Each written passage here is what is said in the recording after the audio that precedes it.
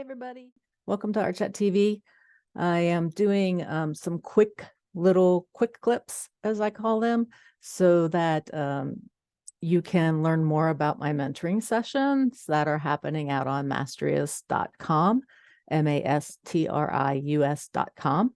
The questions are around what you can expect to get from the mentoring session itself, and also talk a little bit about color theory and composition and a number of different things. All of that will be covered in the mentoring sessions, which happen on the last Wednesday of every month, starting on March 27th from 7 to 9 p.m. Eastern.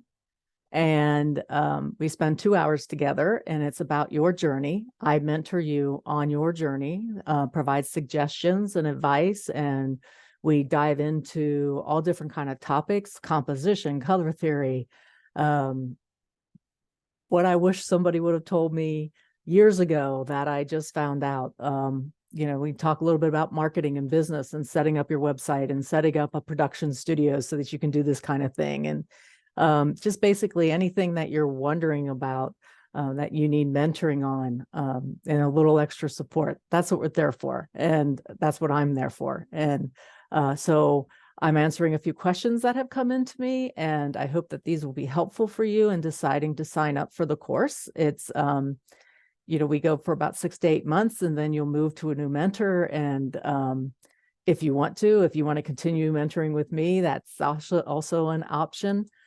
So it's really there for us to support you. So the next question that I had, and hopefully you've seen the other quick clip that we pulled together about successful compositions. This one is about how to decide a color palette. Is it colors you like, or is it based on what you are painting? And a lot of times what I find is that, especially with me, and also when you start talking about colors, Michael Harding is, I'm one of his ambassadors, so that's why I'm wearing a little bit. So colors are a whole nother world in painting. And as you probably saw on my Meet the Mentor demo, I was starting out in color, or in black and white, and doing a value study. And we talked a lot of the compositional foundations of that. So check that out if you haven't yet. It's my Meet the Mentor session over on Mastrius. And we talk about foundations and all that. But there's this whole world of color that we need to get into and need to understand. And a lot of it has to do with values, and a lot of it has to do with temperature, and a lot of it has to do with relationships sitting next to one another, and complement colors. And so how do you decide a palette color? What really helps me is starting in that basis of what I call the Ansel Adams effect, where we paint in black and white. And I really find myself, while I'm painting that stage, enjoying it, number one, because I don't have to make those color choices, but also saying, wow, I can pop this area with a great complement color, or a great value change, or some kind of textural change. So as I'm painting it very simply, not having to really worry about putting down that first color note that's so important, I'm actually sitting there going, oh, I could do this. Oh, I could do that. It opens up a door of all these great possibilities that could happen. So deciding what color palette you have, it depends on how far you want to stretch yourself, right?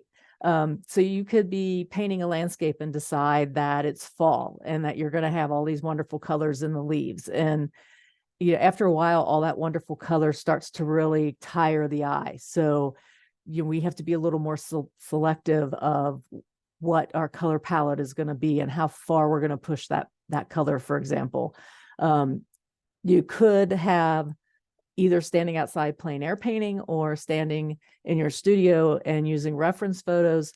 You really have to edit things, right? You can't put every color out there. Mother Nature does a great job of putting all kind of color out there, and us enjoying it. But we need to understand what our eye is actually picking up and going to. And that's based on the cones and rods in your eye. So something I paint in a certain color may not be attractive to one person, and may just blow the door open for another person because of the way that the science behind their eye is.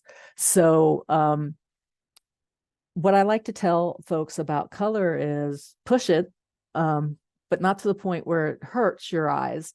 But also understand the color relationships, the values that you've got going on, all the different scientific things that are behind it that we'll talk about, how the eye perceives things, how the brain processes things. So there's also an opportunity that you can take that painting and just go, when I say push it, just go to grass is always green, right? No, it's not. Let's push it to, let's make the grass orange. And then all of a sudden, we just take what everybody suspects that they see in a landscape and just replace those colors with a nice blue-orange complement, for example.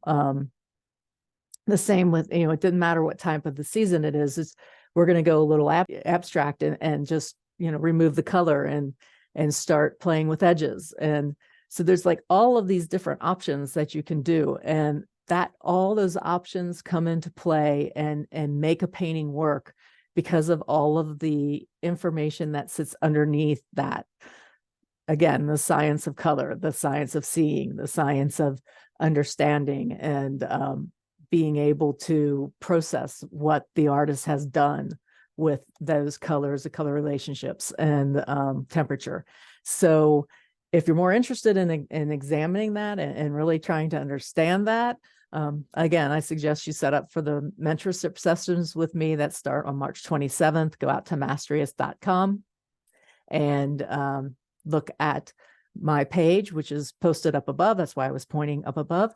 And feel free to email me and ask me questions. So thanks, guys. Talk to you later. Bye.